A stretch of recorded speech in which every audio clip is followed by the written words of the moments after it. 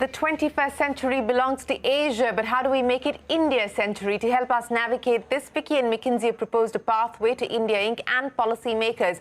The aim is to increase India's per capita income sixfold, achieve 600 million jobs, double female participation in the labour force, cut carbon emissions and provide clean water for all by 2047. Well, those are ambitious, audacious goals. For more on how we get there, we're joined by the outgoing president of FCCI, Sanjiv Mehta, the incoming president, Subhrakant Panda, Anish Shah, vice president of FCCI, and Alok Kshirsagar, the senior partner at McKinsey. Gentlemen, appreciate you joining us here on the program. Sanjiv Mehta, as I pointed out at the start of the program, 50 areas that have been identified as potential game changers that could change the landscape, the complexion of the Indian economy. Many of these ideas have been on the table for a while now. A large part of the success will depend on execution, and the execution challenge is often where we have faltered, Sanjiv. To start with, the identification of these areas of priority, 50 in number, that FCCI and Mckinsey have put together, but more importantly, the execution roadmap. Sure, Shireen. You know, a time comes when the world conspires to make someone wins. And I think that time has come for India. And if we look at from different lenses today, whether it is a fact that 1/5 of the world's working age population will be in India, or whether you look at it from a lens of manufacturing, there is a very clear, all the global firms are looking at building resilience in their supply chain. Yeah, or you look at it from the way India has gone about digitizing its economy. Clearly, the ground is there for India to realize its potential. I don't think there has ever been a time when India is so well positioned to realize its potential and go away from a developing and emerging market and become a middle income country. And so with this perspective, McKinsey and FCCI, we started looking at what do we need to do from the lens of private sector. And so the important bit is this has started with the lens of what the private sector needs to do. And then we asked ourselves that what should be the enabling things which the government would like to add to ensure that the private sector does what it sets out to do. So that's where we started. And, you know, what we are talking about, if you look at the last 3 decades, India has delivered a growth of 6.5%. And now we have crossed the 3 trillion mark. And if we were to deliver 7.7% growth, which is not something out of realm of what India can deliver, then the objectives of lifting everyone out of poverty is increasing the per capita income by 6x to 1 million. So these are the things which can be delivered. So we picked up 10 areas and which we thought where we could focus on and make a difference. For instance, we picked up manufacturing. What do we need to do? Consumer tech. Then we looked at information and communication technology, financial services, healthcare, infrastructure, and so on. And then we thought that there should also be certain enablers to make this happen. And if I just pick up one enabler to set the conversation going, is one of my favorite subjects is innovation. You know, India as a nation, we need to move up the value chain. And to move up the value chain, we will have to be competitive on cost, service, quality, and very importantly, innovation. Today, when we look at the number of patents filed in India, it is very minuscule when you compare with the US and China. And one of the things which is really lacking in the country, we do not have the ecosystems for innovation.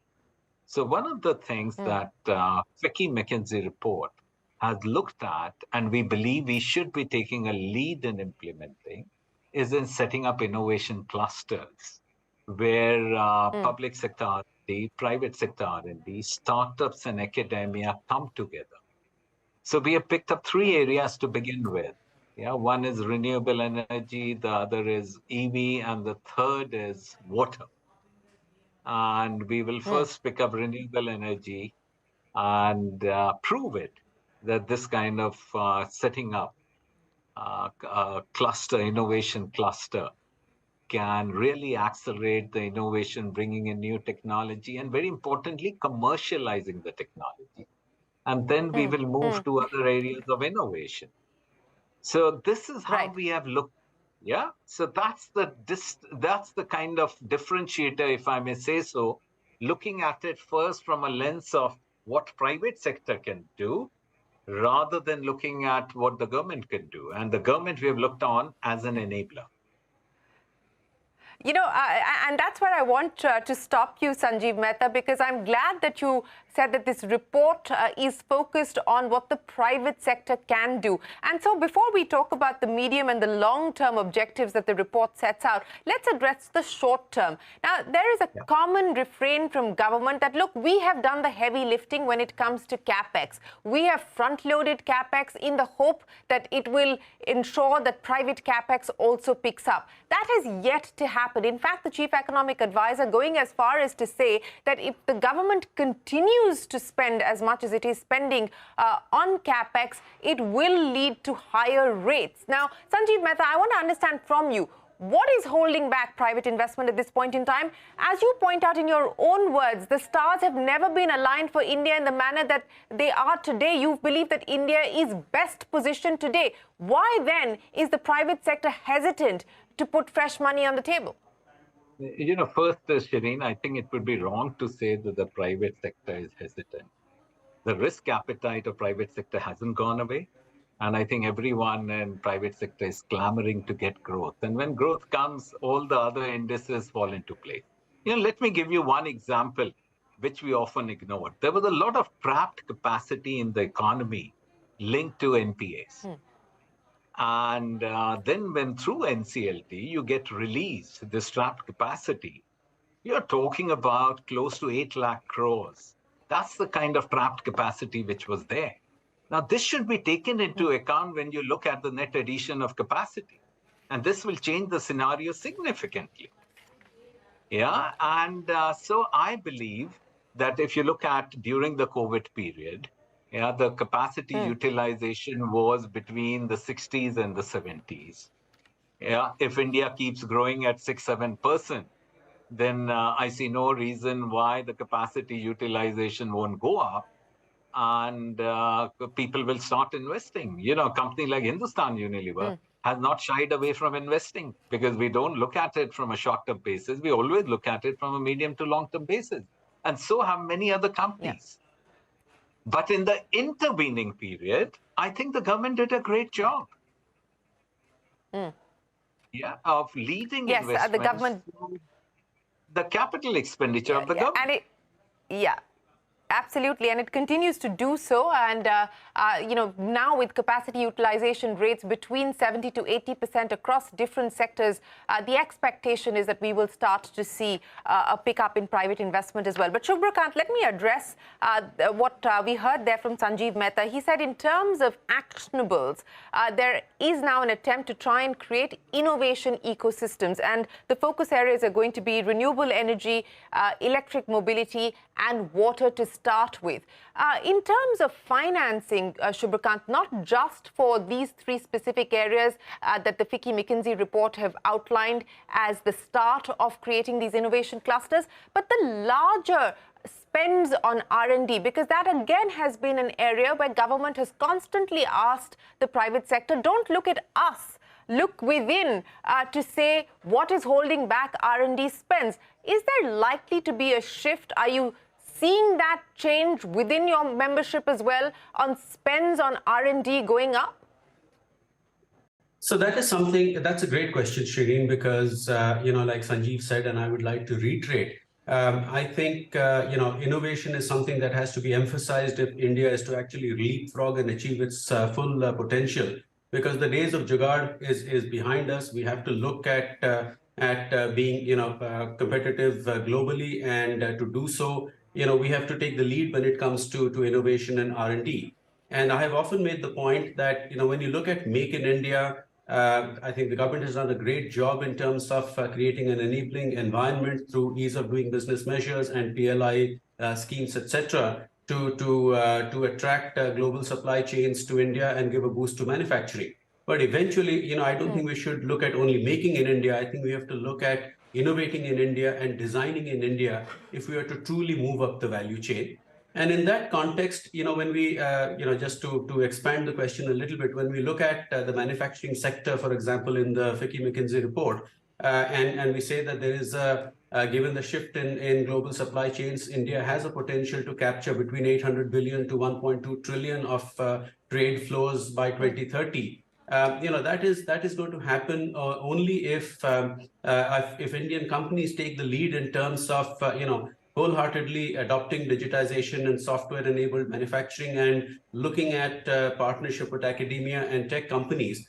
So yes, I believe that the shift towards greater R&D spend is happening, and this is something that has to come, sort of almost as a self-calling, instead of looking at R&D merely as something to be done if we have tax advantages, tax breaks, for example. Now, I'm not arguing against tax breaks. I think that's important to have to encourage R&D spend. But companies have to realize, and I believe are realizing, that we have to look at R&D spends and innovation in order to achieve India's full potential, be it in manufacturing, be it in any other sector. Well, let me get Anish Shah to comment on that. And since, the focus of this report also is on enhancing India's manufacturing competitiveness and ensuring that India does benefit from the reshaping that we are seeing as far as global trade is concerned. Anish Shah, India will become the magnet of manufacturing. This has been the aspiration for over a decade now. And yet we have seen that the share of manufacturing to GDP has not really changed significantly over this period. In this context of building resilient supply chains, people are looking at alternatives, and India has emerged as one of the possible areas where not just tier 1 manufacturing, but perhaps tier 2, tier 3 manufacturing as an alternative or a backup to China is also being considered at this point in time. Where do you believe more work needs to be done to ensure that this time around the aspiration is in fact a reality? Shireen, a lot of work has been done on this already. And this is an area where I would give a lot of credit to the government for the policies they've put in place, for the logistics infrastructure that is being set up. And we're really looking at automotive to be a key sector where Make in India becomes huge. In India, we've got domestic car manufacturers winning against everyone else. Why can't we do that around the world? And many of the policies coming in place now, as we think about not just where we've been for ICE cars, but even for EVs, will facilitate that. You talked earlier about investments being made. And from the private sector, we are seeing a lot more investments coming in.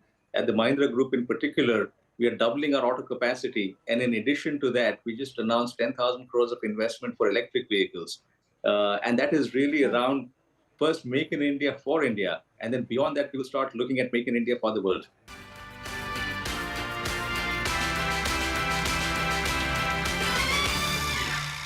How important is it going to be for Indian companies at this point in time to bring in global partners or to bring in global capital to be able to fuel the kind of growth that you expect? Is this also a time where we will see more Indian companies scouting for global opportunities, both from an innovation perspective and a technology perspective, not so much from a market perspective?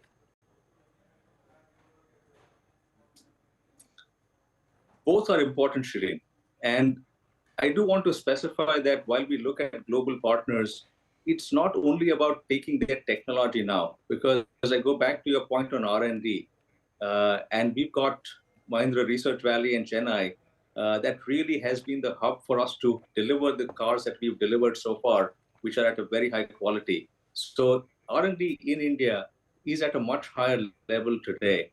That said, as we look at the global market, partnerships do help us take it forward. And similarly for capital, we see a lot of sources within India for capital. There will be global capital that comes in, often that will help us, again, win in global markets. So both points are essential, but I would look at it as not a necessary condition. It's something that will just help us do better. What's the export target over the next 5 years, Anish Shah, before I bring Alok into the conversation? That's a difficult question for us because we have such huge demand in India that we are trying to fix right now or trying to meet at this point in time. And our export markets are clamoring for more. So at this stage, our first focus is double capacity, bring our wait times for our vehicles in India to a much lower level, and then look at a set of markets globally where we can take a significant market share, and then beyond that as space to go into another set of markets. So we've got a fairly aggressive plan for global growth. Don't have numbers right now because we're more looking at serving our capacity in India before we go more aggressive globally. Okay. Alok, as I pointed out, what matters most at this point in time is the execution roadmap as well as the financing roadmap. These are large, audacious goals that FCCI and Mckinsey have put together in terms of the action agenda to 2047. Now, just give me a sense of the kind of capital, both domestic and foreign, that will be required to be able to get us to these goals that have been identified in this report. And more importantly, where do you see the key vulnerabilities? What are the downside risks to some of these projections?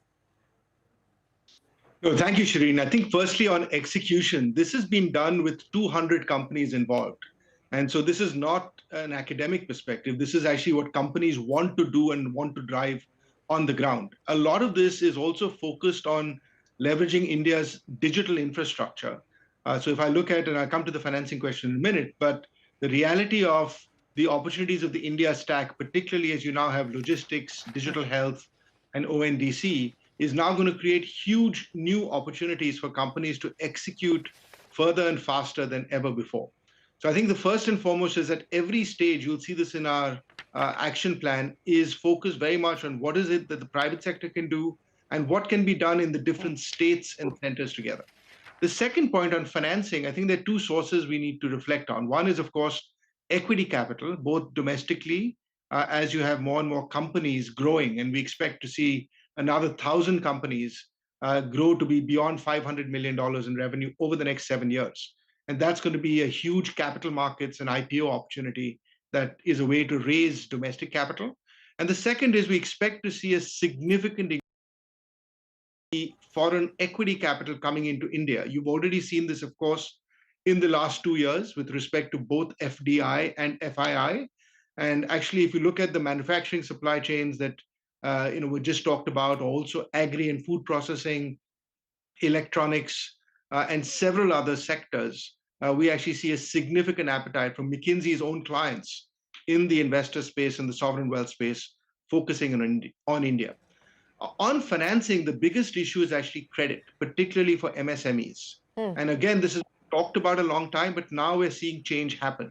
And why is that execution happening? Because you're finally moving to more cash flow-based lending for MSMEs, because you now have the data that's coming off your transport portals, your logistics portal, your actual GST information that you can now underwrite. For example, on companies participating in the government digital marketplaces or on the ONDC. So if I look at the single biggest source of capital to drive growth will be to shift the credit penetration to MSMEs, which is still around only 40%, to about 80% over the next 7 or 8 years. We are already seeing the leading private sector institutions jump ahead with respect to loans to transporters, to logistics companies, to warehouses, farmers in export value chains, for example, in shrimp, fruit and vegetables. So the biggest single shift will be in the credit availability to MSMEs using the data for cash flow lending. And that will have a multiplier impact on larger companies and the ability to attract equity financing. Well, that's an important point. And as you rightly mentioned, the gap there persists when we talk about access to credit for MSMEs, and that needs to be something that continues to be worked on. But Sanjiv Mehta, you started the program by giving me a very specific indication of the priority areas that you hope to focus on by way of the innovation clusters, not just from an industry point of view, but also from an HUL point of view, Sanjiv, on the back of the 10 priority areas identified in the 50 actions that have been put down as well. What specifically can we expect? And an area of interest for me and a passion for me specifically is unlocking the potential of the women in this country and enhancing the role that women play in India's economy. So specifically from that lens as well, what more can we expect? Superb. Let me start by telling you, Shireen, that last week we have about 750 scientists and technologists in R&D centers, 3 R&D centers in India. And last week we touched gender parity in R&D. Now, gender parity in R&D, when the national quotient is about 16%, is something which we are very proud about. Yeah, and one of the things which we need to do is encourage women's participation in STEM.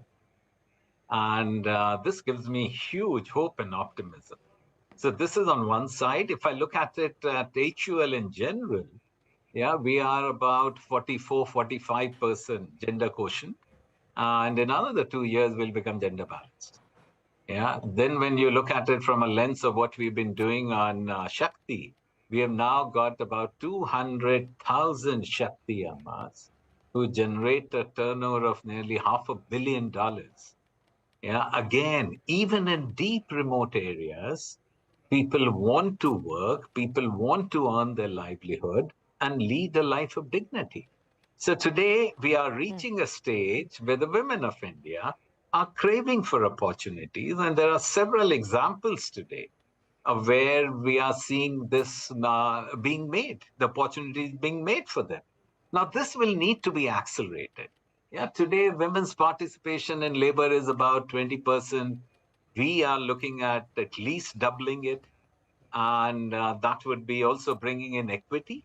But that would make a tremendous difference to the GDP of the country. So clearly, as far as women's participation is concerned, I'm a big believer in it. And I believe that as a nation, we need to make definitely big strides in making a difference. Alok, I'm going to give you the final say as we wrap this up.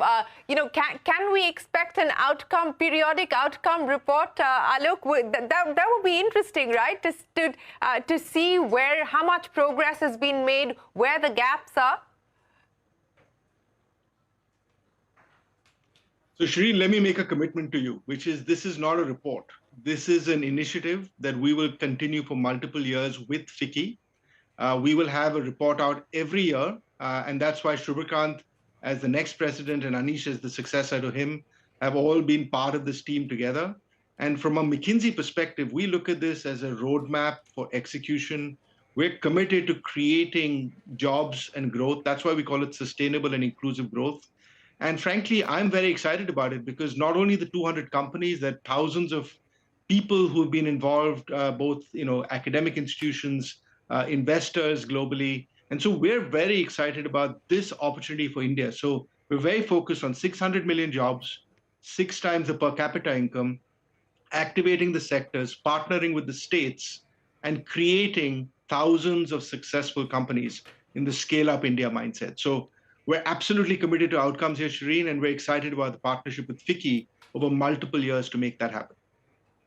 All right, Alok, Sanjiv Mehta, Subhrakant Panda, Anish Shah, appreciate you joining us here to take us through the execution roadmap that's been charted out by FCCI and McKinsey to ensure that India achieves its audacious goals, some outlined here, including a 6-fold increase in per capita. But we look forward to continuing to review the work that's being done and how the private sector is going to take the lead on ensuring that these goals are realized. Always a pleasure. Many thanks for joining us. That's it then on this edition of CEO Sentimeter. From all of us here on the team, goodbye. Many thanks for watching.